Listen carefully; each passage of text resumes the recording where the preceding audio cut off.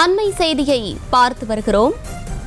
பட்டதாரி ஆசிரியர் தேர்வில் கட்டாய தமிழ் தேர்விலிருந்து மொழி சிறுபான்மை விண்ணப்பதாரர்களுக்கு விலக்களிக்க சென்னை உயர்நீதிமன்றம் மறுப்பு தெரிவித்திருக்கிறது. அண்மை செய்தியாக பார்த்து வருகிறோம்.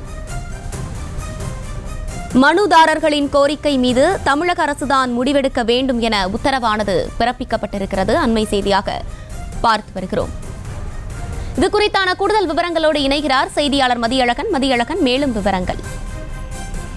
தமிழகத்தில் காலியாக உள்ள 2582 பட்டதாரி ஆசிரியர்கள் பணியிடங்களுக்கான தேர்வுக்கு விண்ணப்பங்களை வரவேற்று ஆசிரியர் தேர்வு வாரியம் 2023ஆம் ஆண்டு அக்டோபர் மற்றும் நவம்பர் மாதங்களில் அறிவிப்பு வெளியிட்டது.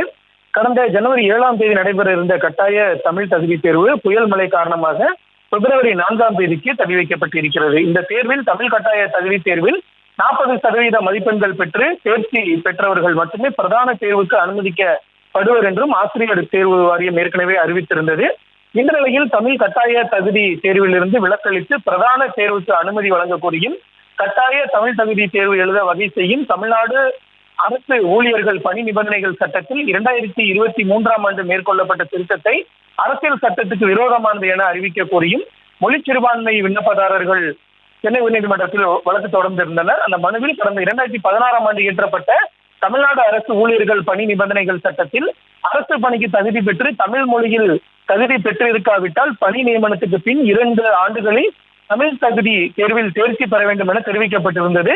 தற்போது இதில் திருத்தம் கொண்டு வரப்பட்டு போட்டித் தேர்வில் தமிழ் தகுதி தேர்வில் தேர்ச்சி பெற வேண்டும் என அறிவித்துள்ளதன் மூலம் மொழி சிறுபான்மையினர் அரசு பணி பெறும் வாய்ப்பு பாதிக்கப்படுவதாக தெரிவிக்கப்பட்டுள்ளது.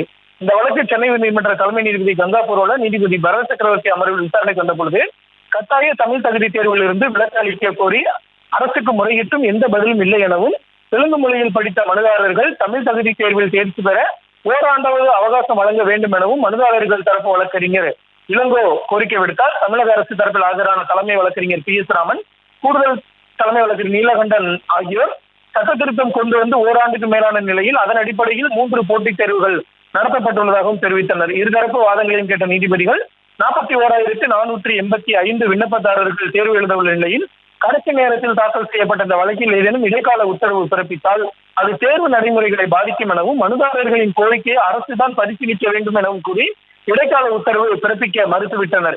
மேலும் மனுதாரர்கள் தேர்வில் பங்கேற்கலாம் என அறிவுறுத்திய நீதிபதிகள் மனு குறித்து மார்ச் 7ஆம் தேதிக்குள் பதிலளிக்கும்படி தமிழக அரசுக்கும் தேர்வு வாரியத்திற்கும் உத்தரவிட்டு விசாரணையை மார்ச் மாதம் 11ஆம் தேதிக்கு ஒத்திவைத்திருக்கின்றனர். செய்திகளை உடனுக்குடனும் துல்லியமாகவும் தெரிந்து கொள்ள சப்ஸ்கிரைப் பண்ணுங்க.